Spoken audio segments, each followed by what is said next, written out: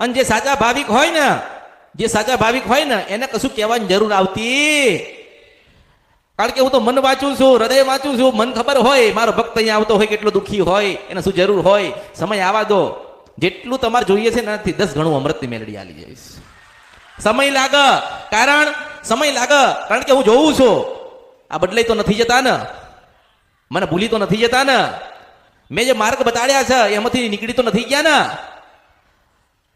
જો કદાચ મેં તમને દેવની ભક્તિ શીખવાડી, તમારા દેવની ભક્તિ શીખવાડી ને, મેં એવું કીધું કે મારું ભજન કરજો, મારી માળા કરજો, મારા કીધે રહેજો, મેં તો એવું તમને કીધું, એવું કીધું કે તમે 12 થી 4 નું તમારી કુળદેવીનું ભજન કરજો. શું કીધું? તમારી માનું જ ભજન તમને બતાવ્યું છે, તમારી જ માનો મહિમા વધાવડાયો છે. આજે કોઈ દુખિયારો આવે ને તો મેં શું કીધું છે કે ભાઈ રાજપરાય જજે, કીધું ના. મેં એવું નથી કીધું કે તારું સારું હું કરી આલું છું, હું તો માધ્યમ છું.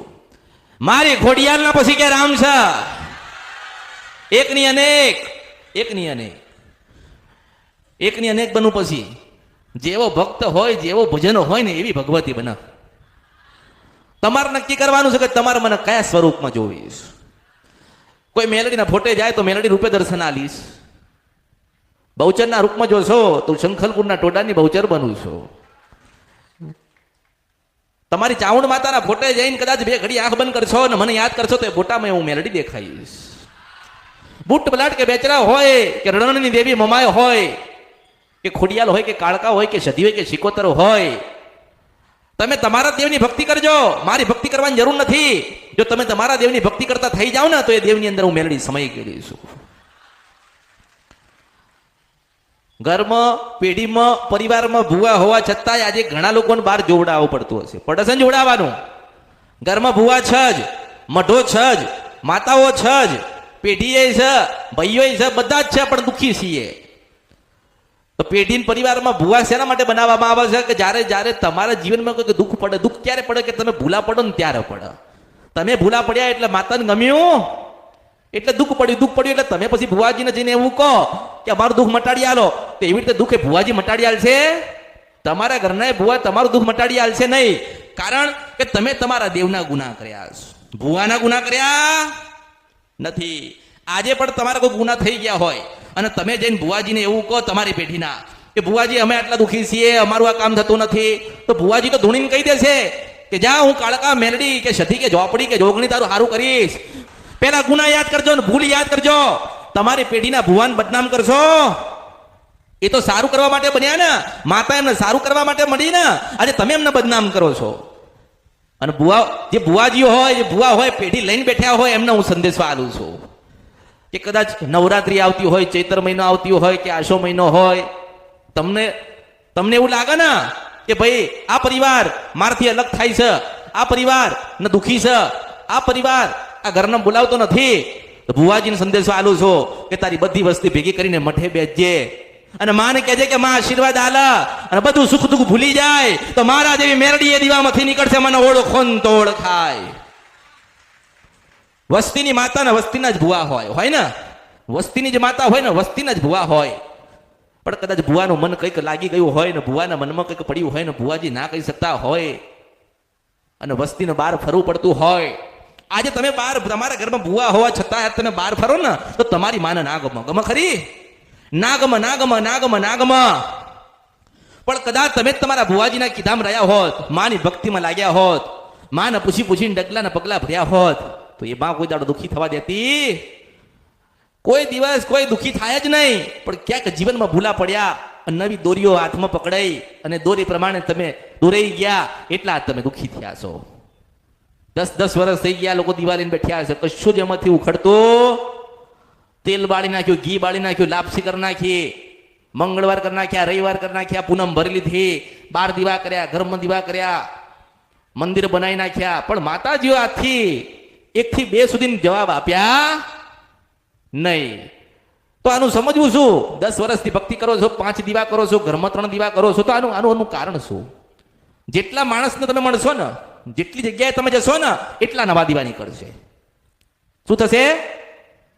આજે તમારે જો હોય તો જોજો, આજ કોઈ પૂછવા આવ્યા હોય ને મારી પાસે પૂછવા આવ્યા હોય ને અને હું કદાચ ના મળી, 1000 માણસ હોય તો કદાચ હું ના મળી, એ બીજે જાય એટલે તરત એક માતા એને ગોતીનાલ છે એટલે પછી એને કહે છે કે સારું હવા 3, 6 કે 12 મહિના સુધી તમે દીવો કરો. એટલે 12 મહિના એની પાછળ લગાતાર લાગેલો રહેશે.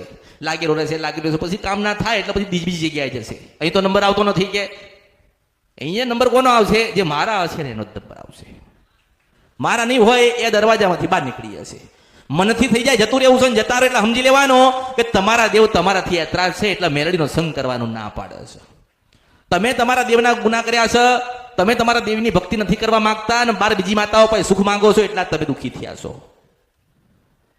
જો તમે આમ કરતા આજે 1 દીવો કર્યો, 2 દીવા કર્યા, 3 દીવા કર્યા, 4 દીવા કર્યા, હારી કંટાળીને છેલ્લે પછી એવું થાય કે હારું એ જગ્યાએ જઈએ ને અહીંયા જ આપણને હવે અમને લાગે છે કે અહીંયા અમારો મેળ પડશે, અમારા દેવ બોલશે, અમારા દેવના ચોખવટ થશે. મારી પાસે પહોંચતા બીજા 2 વર્ષ જતા રહે માણસના. 5 વર્ષ તો બીજે જતા હતા ચોથે જતા હતા જ. કરતા એ દીવા તો કરતા જ હોય. પછી ભાવ ભોળા ભાવ ને શંકર ભગવાન જેવા ભોળા થઈને આવે. તમે કરો એ ખરું, તમે બતાવો એ ખરું. દીવા તો કરવાના જ, ભક્તિ તો બીજાની છે, ભાવ તો બીજા દેવના પ્રત્યે છે. અને આજે જરૂર પડી એટલે અમૃતની મેલડીના ચરણના શરણમાં આવ્યા છો. એવું ના વિચારશો ને, એવું સમજશો નહીં કે અમે જે બહાર કરીને આવ્યા છીએ ને એ અમને કોઈ બતાડશે ને હું બેઠી છું મેલડી છો. હા દરિયા પાર જઈને ગોતી ના લાવતો મારું નામ કળિયુગમાં મેલડી નહીં. એટલે ઓળખવામાં વાર છે. આ બધી દુનિયાની બધી મેલડી છે ને એક બાજુ છે ને અમૃતની મેલડી એક બાજુ છો. દુનિયામાં બતાવવા માટે તો બધું બધા લોકો બતાવે છે ને દીવા તો કરાવે છે, પણ કોઈ એવું કહેતું નથી કે ખોડિયાની ભક્તિ કરજે ને 4 વાગે તારી ખોડિયાર તને સપનામાં આવે તો માનજે કે અસલ મેલડી ગાવા આવી ત્યાં કળિયુગની અંદર. એ બધું હું લઈને બેઠી છું ને, હું લાવી હતી. કોણ લાયું? વર્ષોથી લોકો જો કરે. આજે 50 વર્ષ પહેલા જેની પેઢીમાં ભુવા હતા એમને તો ખબર જ હશે, એમની વસ્તીને ખબર હોય કે જ્યારે કોઈક પારકો પરિવાર કે વસ્તી કોઈક જોવડાવવા આવે ને તો ભુવાજી શું કહેતા? તમારા જ પેઢીના ભુવાજી શું કહેતા ખબર? મારી માતાજી મને દોડ આલે ને ત્યારે તમારે ત્યાં આવીશ. મારી માતાજી રજા છે ત્યારે તમને તમારા ઘરે પાઠ ઢાળીશ. આજે અમૃતની મેલડીને કોઈ પૂછે 1000 વખત અને હવા હો લાખ વખત જવાબ ના આપું તો મારું નામ મેલડી નહીં.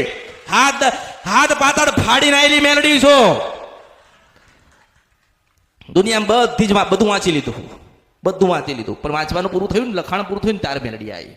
બધી વિદ્યા પૂરી થઈ ગઈ આ કળિયુગની અંદર. બધાની વિદ્યા પૂરી થઈ ગઈ પછી અમૃતની મેલડી આવી. મેં કોઈને